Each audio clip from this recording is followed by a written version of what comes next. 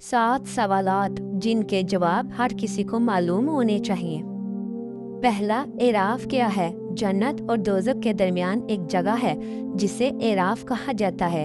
ये एक बुलंद दीवार है जहाँ के लोग जन्नती और दोज़खी दोनों को देख सकते हैं। आखिर में अल्लाह ताला इन्हें अपनी जन्नत में दाखिल कर देता है और वो दोज़ख में नहीं जाते।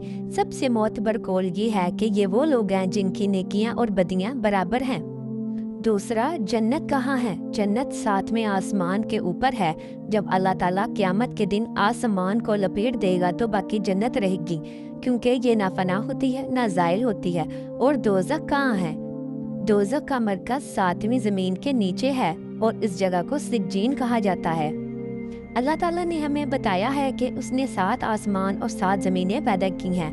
सिज्जीन सबसे नीचे यानी 7वीं ज़मीन के नीचे है, जन्नत 7वें आसमान के ऊपर और दोज़ख 7वीं ज़मीन के नीचे है। क़यामत का दिन कितनी मुद्दत का होगा? क़यामत का दिन 50,000 साल का होगा। अल्लाह ताला ने फरमाया, फरिश्ते और रूह उसकी तरफ चढ़ते हैं एक ऐसे दिन में जिसका अंदाज़ा 50,000 साल है। इब्ने अब्बास रज़ी अल्लाह ताला अन्हु ने कहा, क़यामत के दिन 50 मुकामात होंगे और हर एक मुकाम 1000 साल का होगा। सिदरतुल मुंतहा क्या है? ये एक अजीम दरख्त है जिसकी जड़ें छठे आसमान में हैं और ये 7वें आसमान के ऊपर तक फैला हुआ है।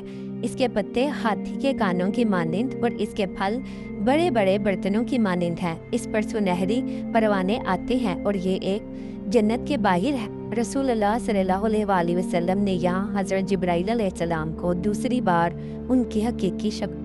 हूरे कौन है? ये जन्नत में मोमिनीन की बीवियां हैं। ये ना इंसान है, ना जिन, ना ही फरिश्ते। अगर इनमें से कोई एक दुनिया में झांक ले तो मशरिक और वल्दाने मखलदून कौन है? ये जन्नत के खादिम हैं। ये ना इंसान है, ना जिन और ना ही फरिश्ते। अल्लाह ताला ने इन्हें जन्नत के लोगों की खिदमत के लिए पैदा किया है। ये खूबसूरत और जवान हैं। इनके चेहरे मोतियों की मानिंद चमकते हैं और इनकी तादाद बहुत ज़्यादा है।